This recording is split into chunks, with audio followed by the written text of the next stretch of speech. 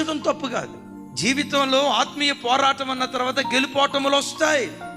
అవును, బాప్తిస్మం తీసుకున్నావు, దేవుని కొరకు బ్రతకాలనుకున్నావు, సిగరెట్లు మానేయాలనుకున్నావు, సినిమాలు మానేయాలనుకున్నావు, దేవునికి అయిష్టమైన కార్యం ఏది చేయకుండా ఓ నికార్సైన భక్తి జీవితం చేయాలనే నువ్వు బాప్తిస్మం తీసుకున్నావు.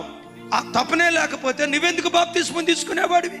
నీ గుండెల్లో ఆ కాంక్ష లేకపోతే ఇంత శ్రద్ధాభక్తులతో దేవుని సన్నిధిలో ఎందుకు కూర్చునేవాడివి? కోరుకున్నట్లుగా జీవించలేకపోతున్నా, పదే పదే పడిపోతున్నా. పడిపోవటం దేవుడు నేరంగా ఎంచడు. అలాగని పడిపోమని కాదు నేను చెప్పే మాట. పడిన నీవు తిరిగి లేవటానికి ప్రయత్నం చేస్తావే, అది దేవుని మనసు గెలుచుకునేటట్లుగా ఉంటుంది.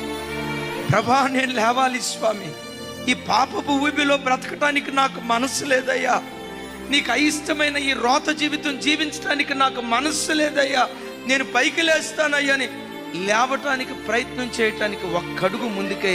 రెనాల్ బాంకే గారు అంటారు, ఒక్కడుగు నువ్వు ముందుకేస్తే 99 అడుగులు దేవుడు వేయటం ప్రారంభిస్తాడు. ఎప్పుడు మీ గుండెల్లో దేవుని కొరకు బ్రతకాలని మూలుగు ఎప్పుడు ప్రారంభిస్తాడు.